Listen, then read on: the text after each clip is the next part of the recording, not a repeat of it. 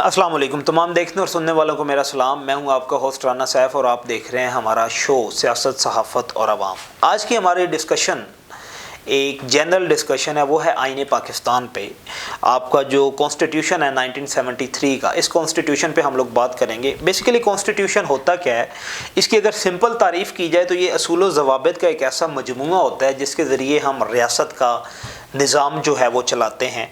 या अगर आम फहम में जब आजकल के लोग जो इसकी तारीफ़ करते हैं, वो तारीफ़ ये है कि किसी ख़ास वक्त में अक्सरियत का किसी एक ख़ास नुक्ते पे मुतफ़िक हो जाना, उसे हम लोग कॉन्स्टिट्यूशन कहते हैं। आपका कॉन्स्टिट्यूशन के बने हुए 50 साल का अरसा जो है गुजर चुका है। 14 अगस्त 1973 को आपका कॉन्स्टिट्यूशन जो है वो इम्प्लीमेंट हुआ था। शहीद जुल्फ़िकार अली भुट्टो जो है वो इस कॉन्स्टिट्यूशन के खालिक, और बाकी जितनी भी सियासी जमातें थी उन्होंने मुतफ़िक़ा तौर पे इस पे साइन किए थे और ये कॉन्स्टिट्यूशन जो है ये इम्प्लीमेंट हुआ था। अब तक इस कॉन्स्टिट्यूशन में 26 के करीब अमेंडमेंट्स जो हैं वो हो चुकी हैं।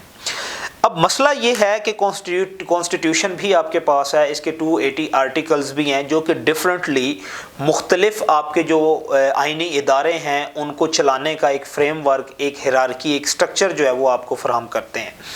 इसके बावजूद आपका कोई भी इदारा जो है वो आइन और कानून की डोमेन के अंदर रह के काम नहीं करता। या तो अपने आप को आइन से मुबर्रा समझने लगता है, और या बिल्कुल अपने आप को आइन के ताबे कर लेता है कि जो आइनी अहकामात उसको दिए जाते हैं वो भी पूरे नहीं करता।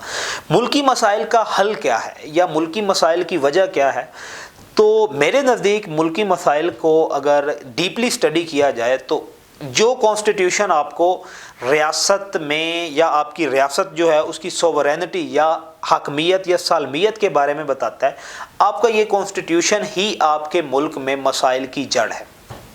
उसकी वजह यह है कि 50 साल का अरसा गुजर चुका है। वक्त गुजरने के साथ साथ इंसान का माइंडसेट जो है वो तब्दील होता है।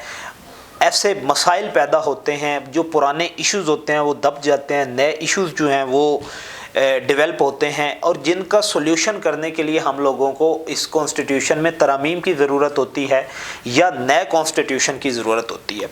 हमारे कॉन्स्टिट्यूशन में तमाम इंस्टीट्यूशन के बारे में बताया गया है, लेकिन इसमें इतना अबहाम है कि आपका इसका कोई कॉन्स्टिट्यूशन का आर्टिकल उठा के देख लें, कहीं पे भी आपको क्लैरिटी नहीं नज़र आएगी।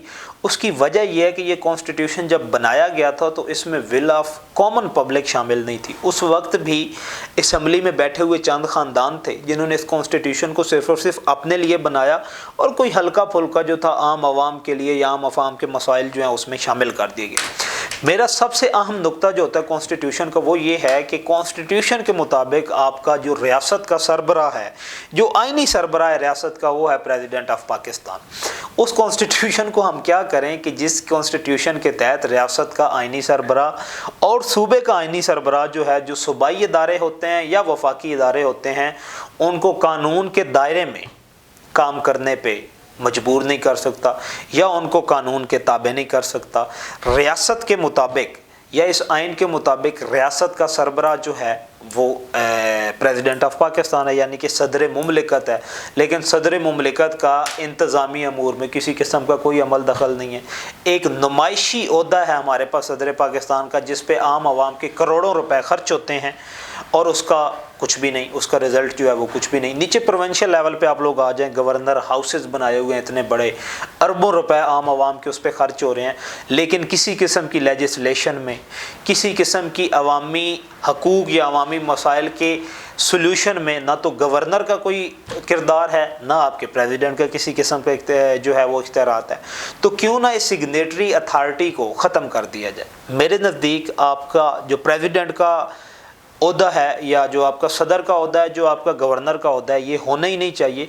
अगर इनको यही रियासत का सरबराह अगर आपने बनाना है तो फिर इस कानून को तब्दील करना होगा, इसमें तरमीम करनी होगी, जिसमें जो भी शख्स है उसके पास एब्सोल्यूट पावर होनी चाहिए, और वो पावर इस सेंस में होनी चाहिए कि आम आवाम जो है उसके मसाइल या उसके जो इश्यूज़ हैं उनको हल करने की कोशिश की जाए।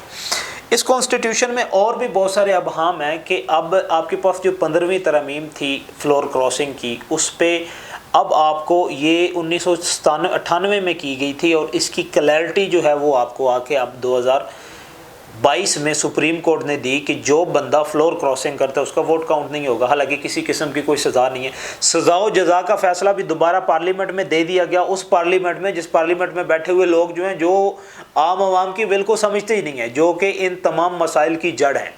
दूसरी साइड पर आप लोग आ जाएँ कि अब 90 दिन के इलेक्शन है।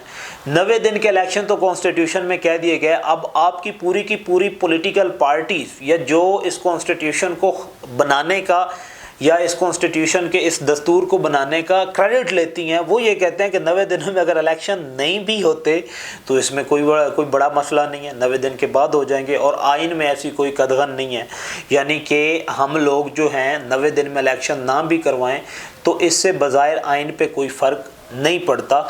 जिस आइन में अभी तक आपको एक फ्री एंड फेयर इलेक्शन नहीं दे सका, तो वो आइन जो है आपको क्या बुनियादी हकूक़ फराहम करेगा? आइन की गुफ्तगू जो है हम इसको जारी रखेंगे और मज़ीद आहिस्ता आहिस्ता हम लोग नेक्स्ट व्लॉग में आइन के वो अहम तरीन आर्टिकल्स या वो दफ़ात जो हैं उनको हम डिस्कस करेंगे, जिसका डायरेक्टली ताल्लुक़ जो है वो आम आवाम के साथ है।